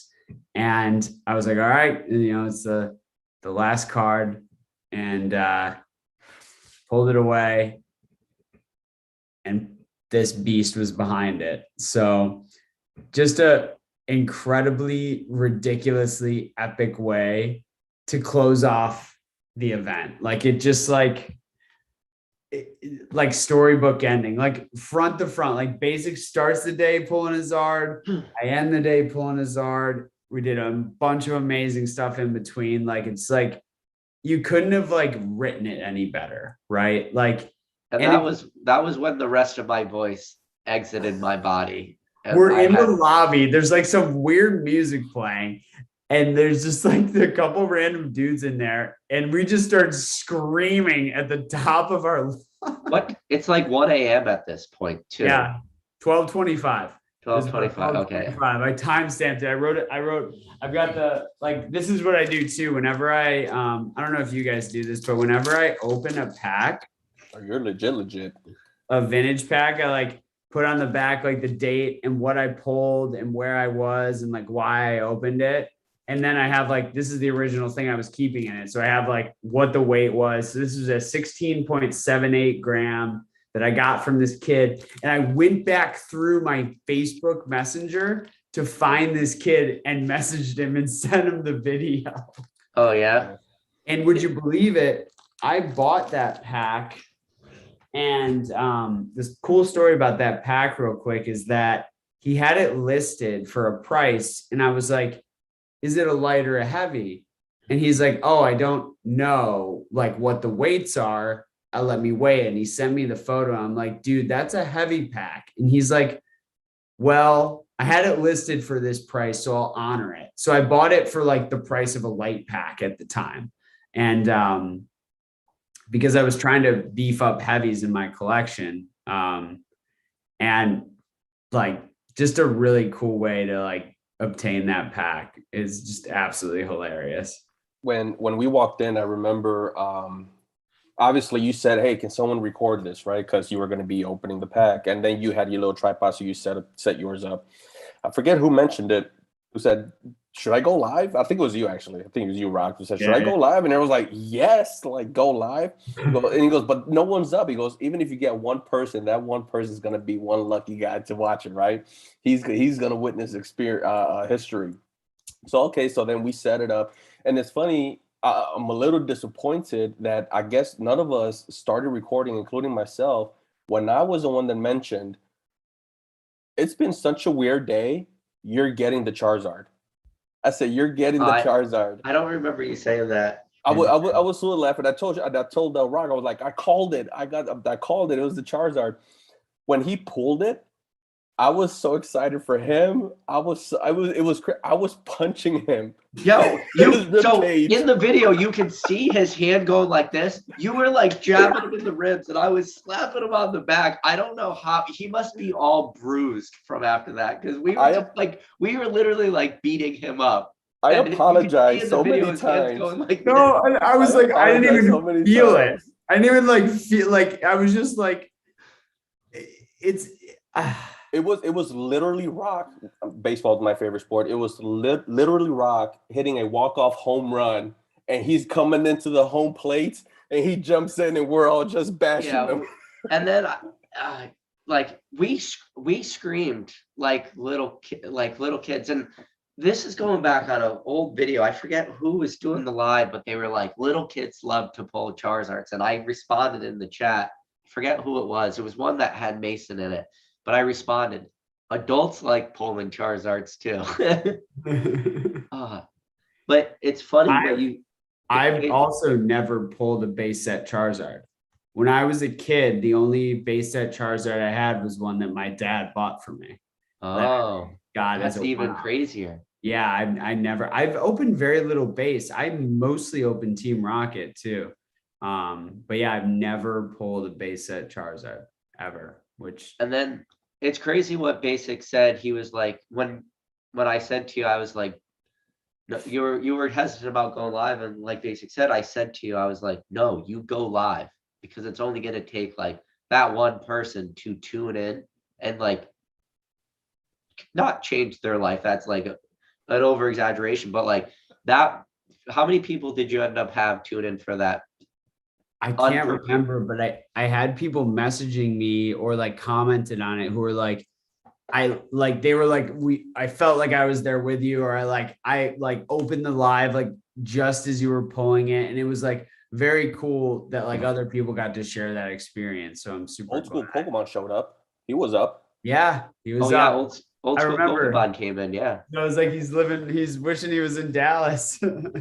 But the fact that you did that, and yeah, you like to like kind of maybe put it out to the masses and have like all these people and have it scheduled or like Basic and be in front of 5,000 people, but like that was fun. But like also just having it be this super small group of friends, because that's what we are now, right? We're like friends that all became friends through this one common bond, which is Pokemon, which to somebody outside of this community to say that might sound like some ridiculous words to come out of somebody's mouth, but for everybody, for us, for everybody in this chat, like we bonded through that. And like to have that one moment, when I tell you that there are certain moments that I will never forget, that day was a day I will never forget. Like I'll never forget from the beginning. I'll never forget me pulling a Mewtwo, to Basic pulling the Charizard, to Connor pulling the Charizard.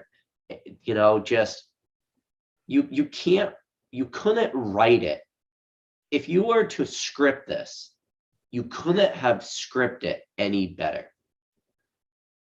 Didn't it seem like everything was perfect? Like it was going back to baseball, a perfect game was pitched that day. Everything was perfect. And I see Ivy in the chat. If you guys recall Ivy, we met her when we went to the VIP lounge, and she's a TikTok content creator. She's on Instagram, and she's the one that has the Charizard CGC1 pedigreed. Oh yeah, and it's the one that she stuck in the washing machine. I showed that on the video. I remember when that happened, a month, 2 months maybe. Yeah, she got this pristine Charizard that she bought, to grade, and through all the chaos, she tucked it in the washing machine by mistake. It got washed up, and now it's ruined. But she's getting cool content from it, right? So it's pretty awesome, and I'm just following along. And I didn't realize that she had actually submitted it to CGC. It got a 1, but it was pedigreed. What was it? The washing machine Charizard? Yeah, it got its own custom pedigree, and CGC had showcased that card on their Instagram too. Because I had known about that card before. I didn't know who owned it. I had never seen it, but just somebody handed that to me. Yeah. She was the one that pulled the Raichu. Yeah, so she pulled your Raichu. Yeah, she got it. Yeah, I offered the trader for the Raichu. I'm glad she didn't say yes. I would have regretted that. I was a spur of the moment. I wanted a trade for that. Yeah, I thought, again, just for me personally, I thought it was awesome seeing that card, seeing you, Ivy. But that card is just awesome because I remember following that card from when she first bought it, and the fact that she graded it and she got the pedigree, it was awesome. Yeah, especially because it was a Crystal Guardians Charizard too. So Yeah, and it was like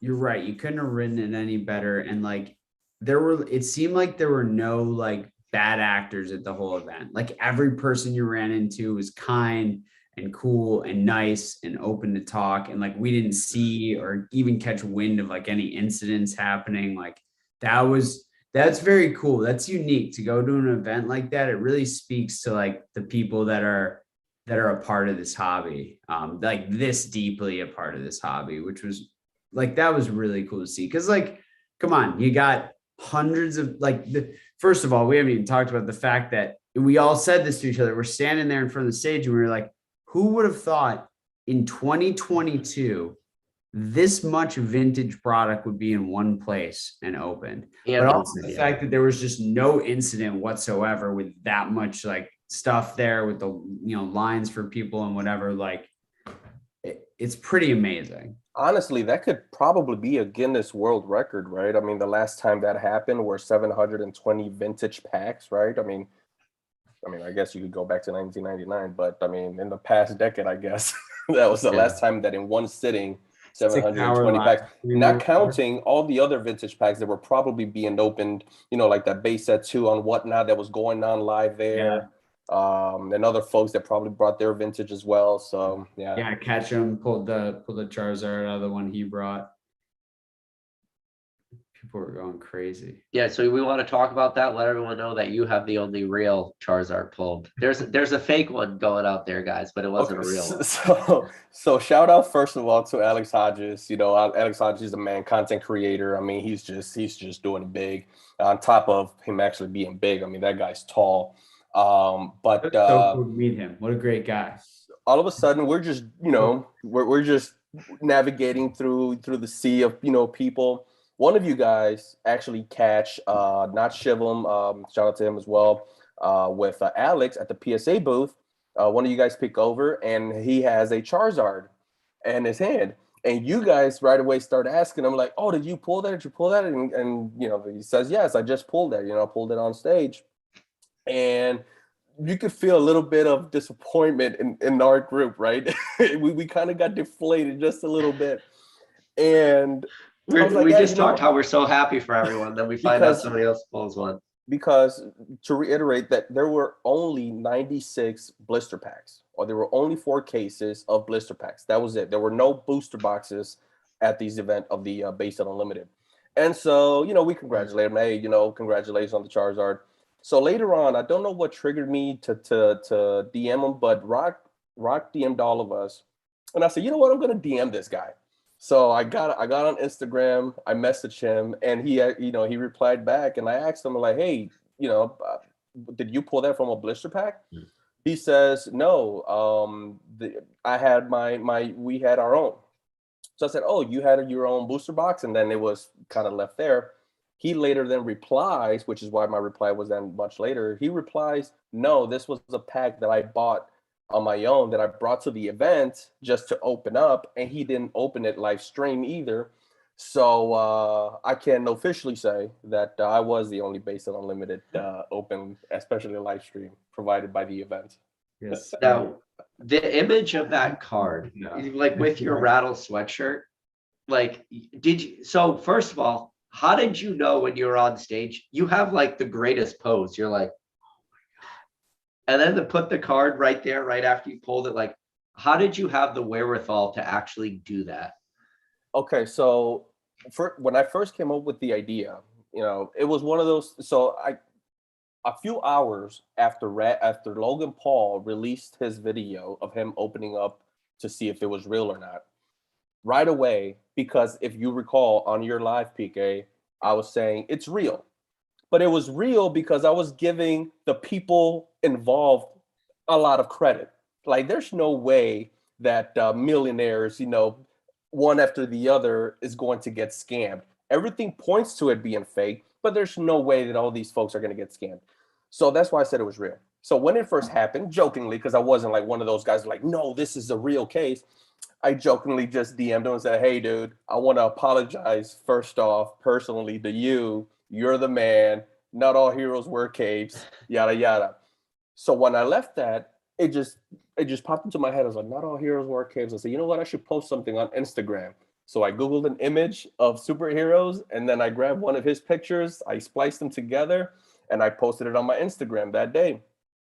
So as I think a week went by, and then all of a sudden, as I'm scrolling through my Instagram, I was like, turned to the wife. I was like, hey, would you be able to put this image on a shirt or a sweater? He goes, yeah. He goes, awesome, let's do it. She goes, why do you want that on your shirt? And I was very conscious about it, just being very transparent. I was like, I'm going to be in front of the cameras. I just want to show Rattle his face because that'll be a cool moment for Rattle, right? Because maybe someone else has thought about that, but this is like a one unique event, and it'll be cool if Rattle can see that. I didn't think it was going to become this big thing that it was going to show up on Discords and Twitter and all this other stuff. I mean, that was crazy. But eventually, you told me like, dude, on Discord, you're blowing up on Discord. So that pose, you asked about that pose. I didn't mean to make that pose, but if you just pause it at the right moment, that's the pose that you catch. So whoever just snapshotted that. This is all live. This is all on the live stream, though. You put that. I mean, how did you know to do that? That was on purpose because I'm just memeing the whole day. From the G.I. Joe packs. So once this happened, and my wife made, I said, you know what? I need some G.I. Joe packs. I need some G.I. Joe packs to hand out. And luckily I had already bought some because I just thought it was cool, like, oh my god, G.I. Joe packs. I never even knew. So I said $25 a box, let's do it. I bought 4 of them, and I took 2 of them to the event just to hand out because they're G.I. Joe packs. Nothing's ever gonna happen with these things. Oh, they kind of did. So I was just handing them out, and I thought it was just the perfect thing. Again, just memeing the day, just one of those like, let's keep it fun, let's keep it light, and it just turned out to be what it was. I never intended it to be that way. I did, just again, full transparency, I did hope that maybe, Rattle would see this and thought, and maybe he would think it was funny that his face ended up on a shirt or a sweater. But obviously more than that happened. I sent him an Instagram of that photo when we were still in line, so he saw it pretty early on. Oh, incredible. Absolutely legendary. Like you can't make this, like, you couldn't have made this up, but you couldn't. We all I feel like we all envisioned what the day would be like, and it just it never is what you think it's gonna be like, and it exceeded all what we thought it could have been, right? I think it just for I think for different reasons than we thought, right? Regardless of the polls or whatever, just everything about it was just really, really thankful we got to go. Man, it was awesome. I think it was Shabazz or someone else that mentioned that we were the perfect group. I had that same feeling at some point. The next day I was like, and me thinking personally from my experience, right? Because again, see, I've always said I'm a fan first. You guys, to me, are the rock stars. You guys are celebrities. The fact that you guys take me under your wings and just allow me to hang out, it's awesome to me, right? Shout out to Swami. He did the same thing, hung out with me all week in that Collecticon. So to me, that's amazing. You guys allowed me to have these experiences. And Dude, I've been so, following you on Instagram from my personal longer than I've had a freaking YouTube and Instagram. You're the freaking legend, dude. so the next day I was like, man, what a perfect bunch to hang out that day. That was the perfect group of people, because if you look at the other groups, they were doing their own thing. They were trying to, rub elbows and, we were just being bros, just hanging out. We were the ones getting little kids open G.I. Joe packed on the stage in the front row, just laughing, We just did it, man. Like we yeah.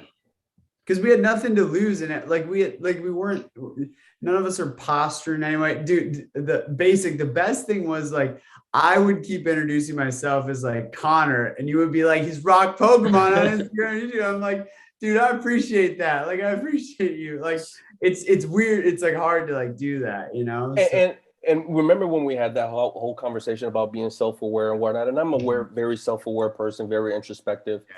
And the one thing I noticed, I'm like, listen, I've got nothing to sell. I've got nothing to lose either, right? I mean, what the hell? I said, but you guys are the content creators. When people are walking up, you guys should be the one, handing out business cards and, talking to the people, shaking hands. So whenever somebody would come through and congratulate me, hey, you're the guy with the czar, yada yada, I was like, hey, this is Rock Pokemon over here. This is Pokemon knowledge over here. Like, I'm nobody. These are the guys that you need to be, Dude, shaking hands with. Basic hanging out with you. I felt like I was hanging out with a rock star. You were a rock star that day, man. It was great. It was pretty awesome. It turned out to be pretty awesome, I gotta say. I feel like like you said, the only way you can do that though is like if you have that self-awareness, because you're comfortable in your own skin, right? Basically, I am 100. Like, and that made it just like so fluid, like such a good group, like just so easy to just like have fun. It was so easy. I'd say that's pretty much it. That brings us like to the end of the night. And I know if anybody have questions about the actual like event, you could ask them. I see some other questions going on in the chat that on any of my other lives, I would totally love to dive into. Like, Yeah, someone was asking me about like Southern Islands Mew and stuff, and I'm just yeah, and not there. Smitty asked about like CGC charging people in December for bulk, not expected to return until March. Like, dude, I've ranted about that stuff. Like, I gotta keep today about the pop shop. On another live, we could dive in, we could do all that. But if anybody has questions about the pop shop, like, let me know. But other than that, it's getting kind of late anyways. So Yeah, we'll do a live sometime where we get rambunctious about medicine and everything CBC Pokemon. Okay, before we sign off, should we do the giveaway since you mentioned it at the beginning? Totally forgot about that. So if anyone's interested in a G.I. Joe pack and a little care package that I'll be sending your way, obviously thank you to PK for hosting this and allowing this giveaway, Rock as well, being part of this. I would say the first one to answer this question. Well, what do they win? What do they win? What do they win? Again, so for sure you're gonna get a G.I. Joe pack, and then message me on Instagram, right, to make sure that I get all of your address and whatnot to where to ship. But you're gonna get a G.I. Joe pack. You are going to get. I actually got it here, and I forgot all about it. Let me do this. So, and we pre-planned this. This was at the event. So you're gonna get an auto. Rock, Connor, Electric Energy, a PK, Fire Energy, and of course, Leaf Energy Basic Trainer. You're going to get that. And again, there's going to be a few other things that I'm going to throw in there just because. But yeah, so I thought about how to do the giveaway. And really, if for the people that were watching from the beginning, and I don't think you had to be there in the very beginning, but spelling's not going to matter. And it's going to be the first person that I catch. Spelling doesn't matter. Order doesn't matter. What were the rare pools that PK, myself, and Rock pulled on stage? Can't wait to see who wins this.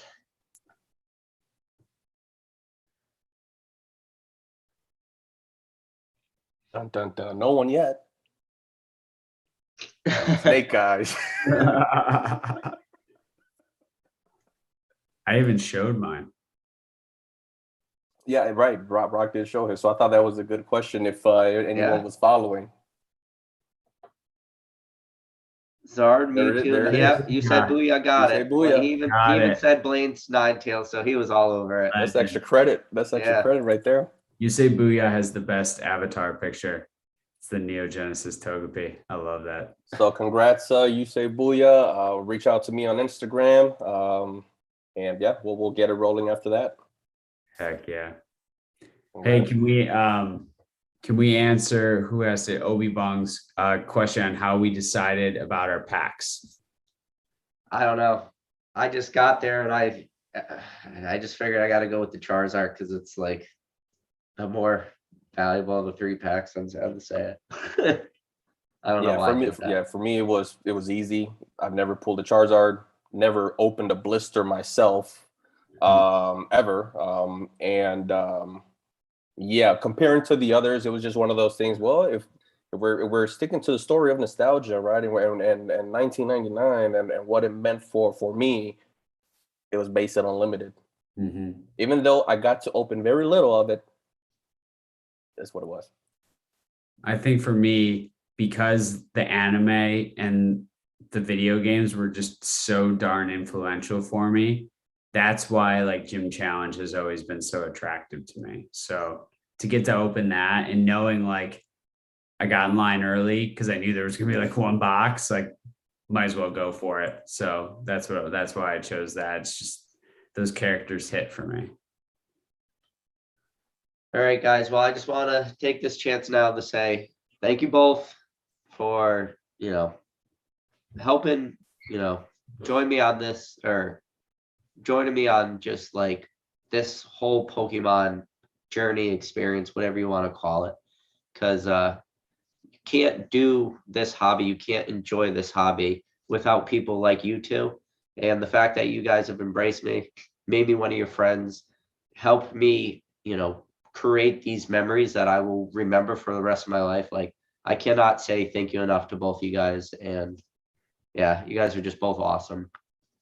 That's what it's all about, man. Thanks for having us on, and thanks for just, both of y'all being open to just hanging, look, I might make some content, but I'm a nobody. Like I'm just a random dude. So and right now I should say anybody who's listened to this live, made it to the end of this video, there will be links for Basics Trainers Instagram, for Rock's Instagram, and then also for Rock's YouTube channel. Please give each one of those guys a subscribe. So as we joked around that evening, way later on, we are now blood brothers, Wolfpack. Wolfpack, baby. Wolfpack. All right, guys. I'll catch you on the next video. Be good, y'all.